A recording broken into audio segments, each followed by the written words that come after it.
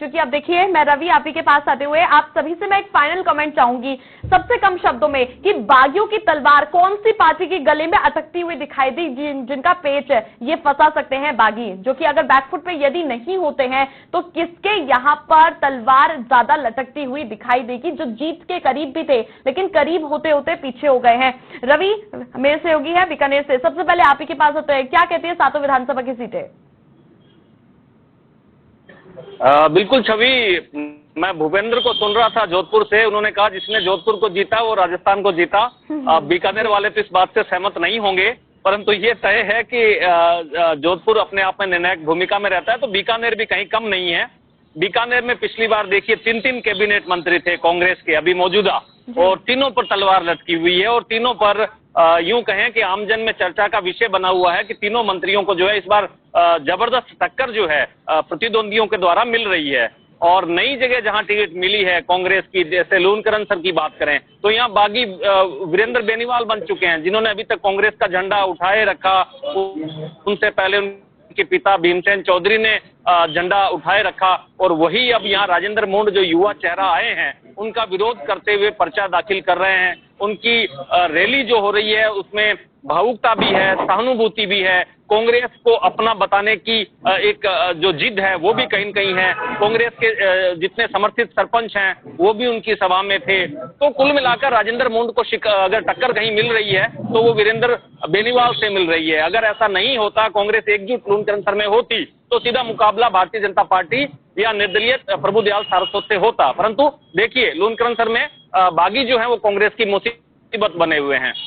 इसके अलावा अगर बात की जाए श्री डूंगरगढ़ में, तो कांग्रेस वहां टिकट वितरण करने में बहुत लेट हुई। मंगलाराम गोदारा जिन्हें टिकट दी जानी चाहिए थी, उन्हें बहुत लेट टिकट जो है वो दी गई है। और माकपा के जो गिरधारी लाल मैया हैं वो एक बार फिर से यहाँ पर जबरदस्त मुकाबले में नजर आ रहे हैं। भारतीय जनता पार्टी को यहाँ पर जो है निर्दलीय बागियों का साथ जो है वो उससे निपटने में कहीं न कहीं अपने आप को असमर्थ महसूस कर रहे हैं। कृष्णाराम नाई जो पूर्व एमएलए बीजेपी के रहे, उनको हाल ही में शामिल किया था, परंतु वो फिर बागी हो गए हैं और निर्दलीय प्रीति शर्मा का उन्होंने साथ दे दिया है।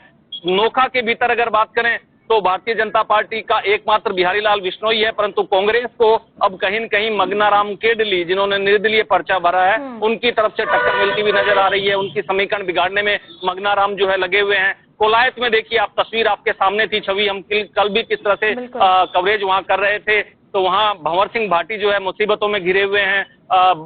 देवी सिंह भाटी के पौत्र मैदान में हैं, तो आरएलपी ने वहां समीकरण जो है बिगाड़ दी है। तो कुल मिलाकर यहाँ अगर बागियों का नुकसान हो रहा है तो कांग्रेस को हो रहा है, परंतु कांग्रेस एज पे थी।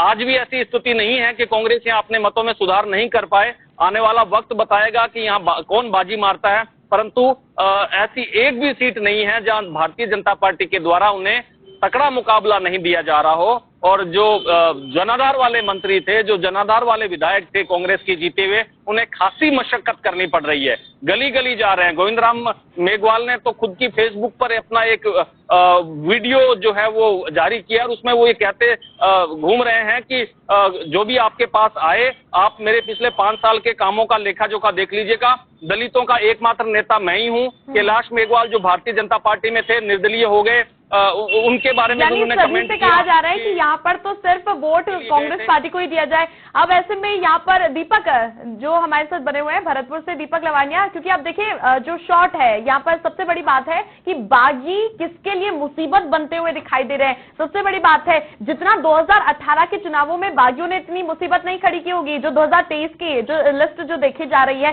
क्योंकि देखिए इस बार चाहे कांग्रेस हो या बीजेपी हो, लगातार बैक टू बैक मीटिंग्स हुई, दिल्ली तक ये सिलसिला जारी रहा, विरोध भी तेज हुए, लेकिन विरोध के बावजूद भी उन्हें एक बार फिर टिकट दिया गया, भरोसा जाहिर किया गया।